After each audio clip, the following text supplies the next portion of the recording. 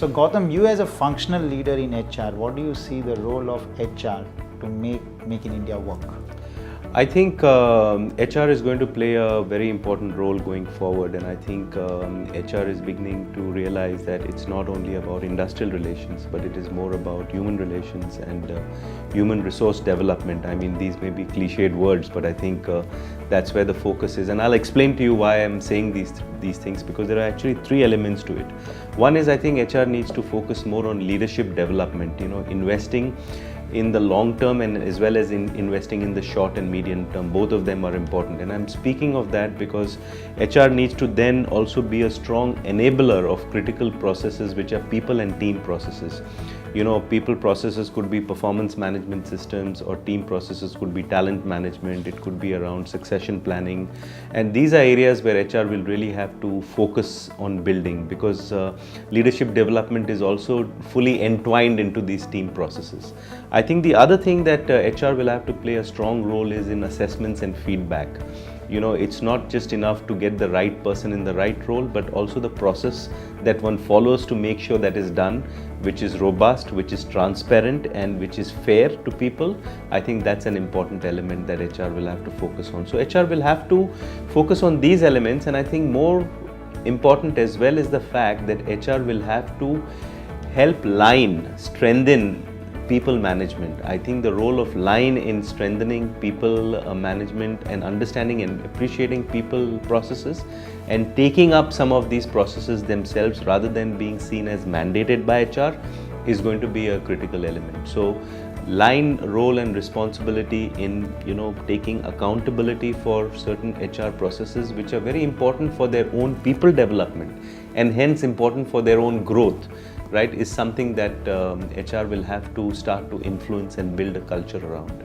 So indeed, Gautam, the last point that you mentioned, and all the four are important, but the last point about empowering people or empowering the line to own people development, that I think would be the biggest challenge for HR. How do you get line to take ownership?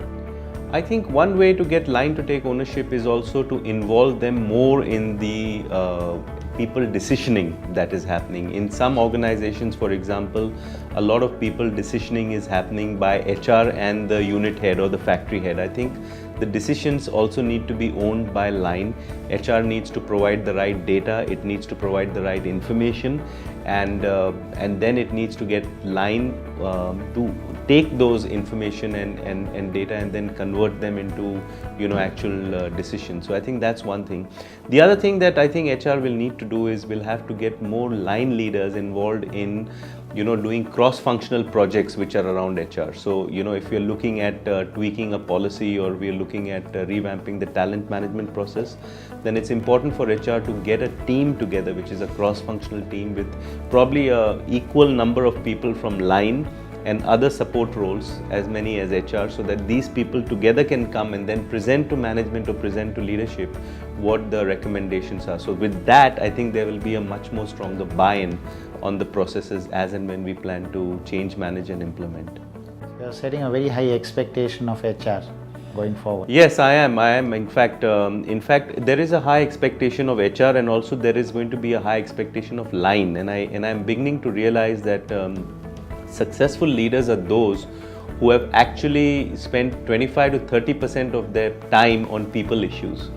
And I think that's one area. And I think the other element of successful leaders are also those who do a lot of proactive team development. It's a bit like preventive maintenance and maintenance. So I think that element is important for leaders to actually spend more time on proactive issues, have long-term conversations with the HR on their people, and plans for their developments, plans for successions, plans for job rotation, plans for time enroll.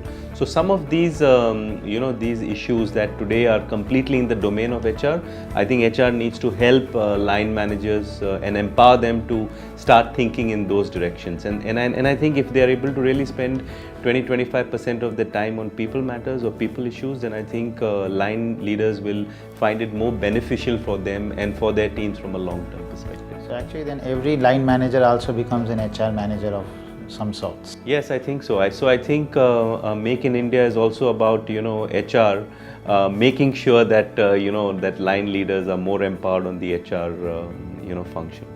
So I think that's an important element if we really want to make this succeed. That's a great change. Yes, it is.